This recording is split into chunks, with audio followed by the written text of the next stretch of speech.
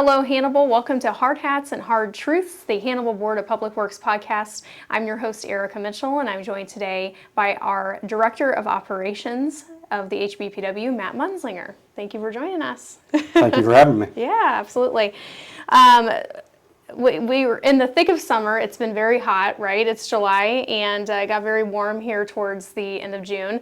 And, you know, when the weather's nice, we're able to get a lot of different things done. And we're a lot more busier when the weather's nice, and we can get a lot of things completed, and that's exactly what we have going on. And so today we're actually going to be talking about all of the summer projects we have happening right now. But before we dive into that topic for today, can you share how long you've been with the BPW and a little bit about the work you perform here?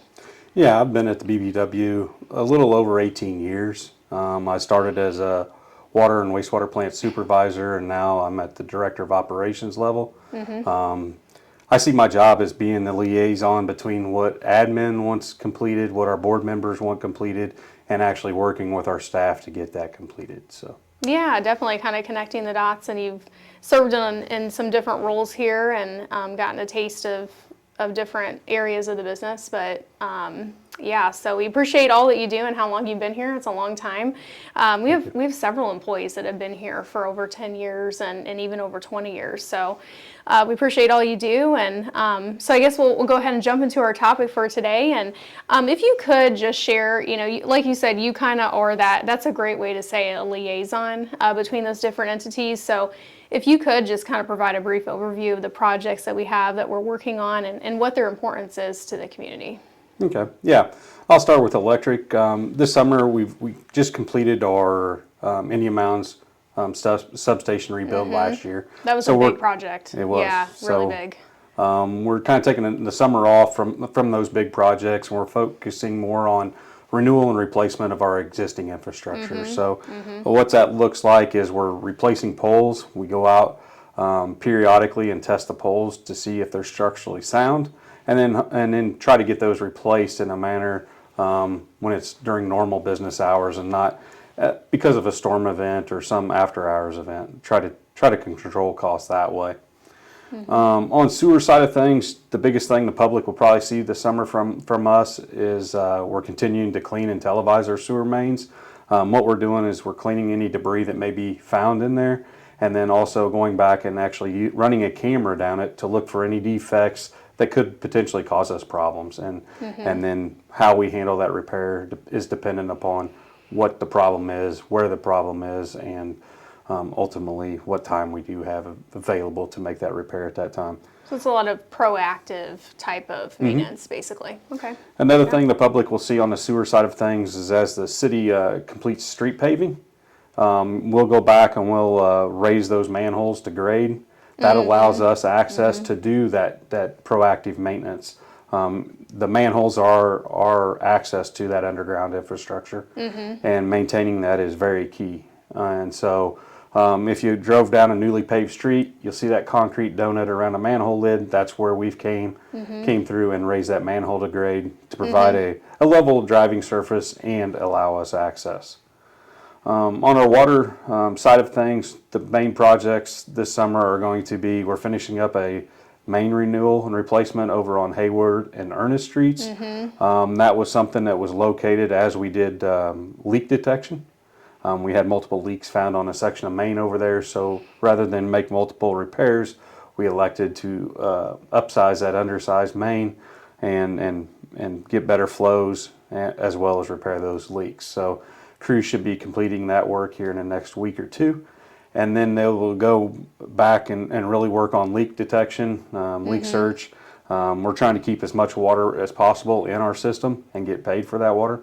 And then the second big thing that we'll be following that up with is flushing. That's where we go out and go to each individual fighter hydrant, make sure the hydrant is operable. So in the event that there is a fire, then the fire department shows up on scene, they're able to use it, and it works as intended. And the second thing that does is it helps improve our water quality. By flushing our system, we're flushing out any old or stagnant water and getting any debris out of the main, and also bringing up our chlorine levels during the warmer months of the summer. So. Yeah, and you mentioned the hydrant flushing. That's something that, we'll let the public know about in advance, just because it could affect just kind of what the color of your water looks like, just very briefly, and all you'd have to do is just run the faucet for, 30 seconds to a minute to get that discoloration out. And it doesn't even happen to everybody, but it does happen to some. So we always will notify the public kind of we're going to be on these streets and flushing those hydrants. So that's definitely an important maintenance method that we use for water for sure. So that's a great overview of every department and kind of what we're doing there. What are some notable projects that we have kind of scheduled on the horizon that you would like to speak about? Notable projects that we're looking to do. One is we've got a 35-4 loop on our electric system that we'd like to tie together.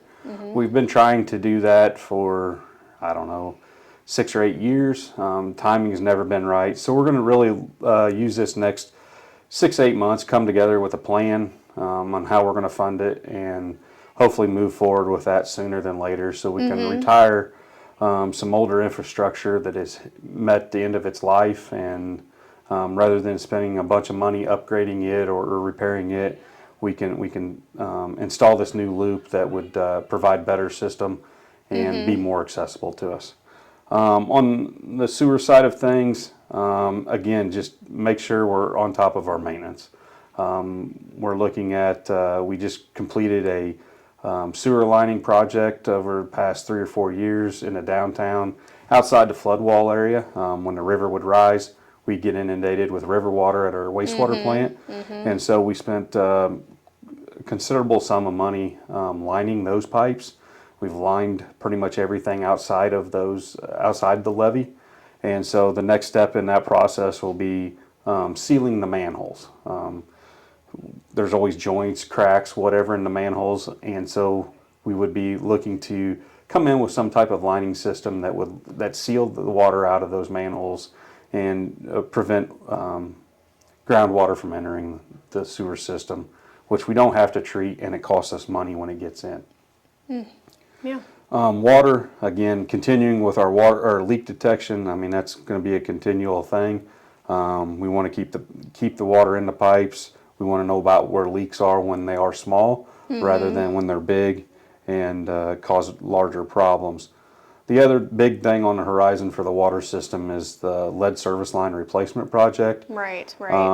Which we've had some questions about from customers, actually. So yeah. Yeah, it's a big thing, and the direction we've been given so far may not be the clearest. We're continuing to work with local agencies, our federal agencies as well, to try to get a clearer picture of what exactly is required. We do have some hard, fast dates that are coming up. We have to have a plan on how we're going to replace our lead service lines or galvanized lines requiring replacement. We're going to have that plan in place November 1 of 2027.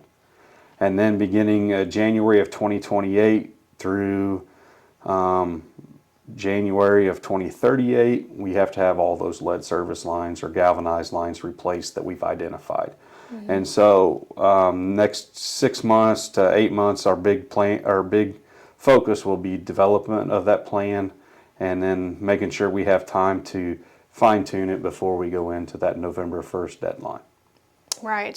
So, I know you just mentioned earlier that, we've kind of taken a pause this summer from those really big, kind of more grand scale projects.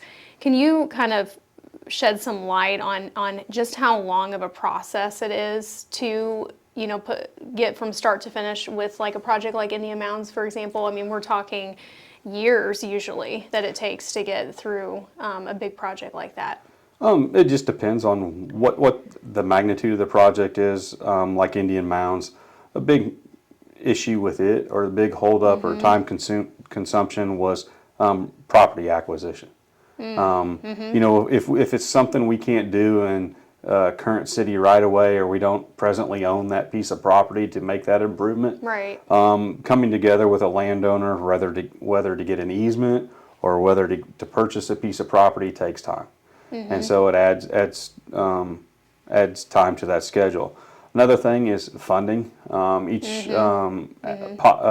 avenue of funding have some different quirks or different requirements that you have to meet in order to use that funding.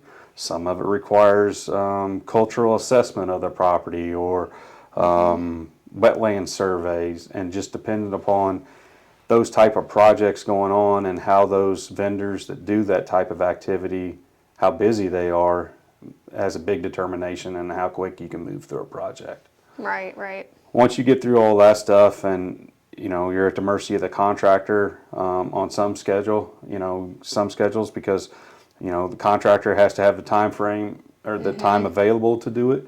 You have to be able to get products and materials that allow that contractor to do it. And so I would say on most projects, it's a 2 or 3 year project or process from conception or initial thought,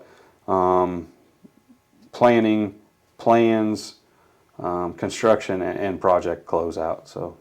Okay, yeah. Well, it just gives you a little bit of a glimpse of kind of how long those things can take, and it just depends on a lot of different factors, weather, the contractor, all these different things that you just don't know what you're going to get, and also you don't know what you're going to get until you get underground. Sometimes too, you think it's okay, it's going to go all perfectly, and then you actually make that dig, and you're like, oh yeah, this is going to require a different type of piece of equipment or whatever it may be. So prime example of that was Mark Twain Avenue storm sewer replacement. Yeah. Contractor started digging, found 3 pipes right first or second day that we couldn't find on any of our maps. One of them just happened to be an 8-inch water main that we didn't know was there. Not knowing it was there, we didn't know how exactly to shut it off, so it took us a while to get that that's right. shut off in order to make the necessary repair. Yeah, that's a great example.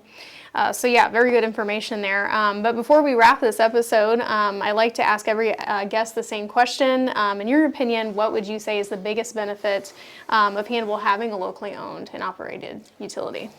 I think there's a couple benefits. First and foremost is just local control.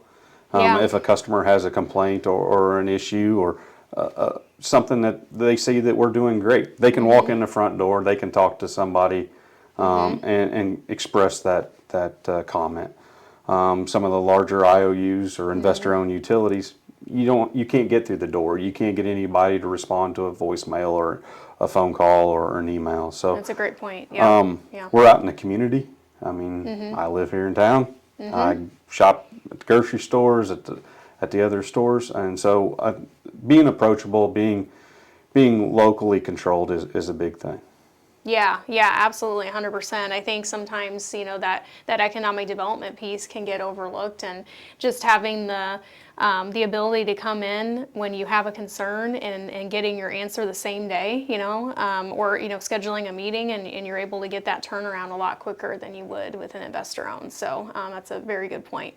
Well, thank you for joining us, Matt. I appreciate all the information you've shared with us, and thank you all for watching. If you have a question about any of the topics that we discussed today, feel free to drop a comment below this video. We'll also have show notes where there'll be some additional links and information and resources for you to tap into if you'd like to. And then we'll see you next time on Hard Hats and Hard Truths.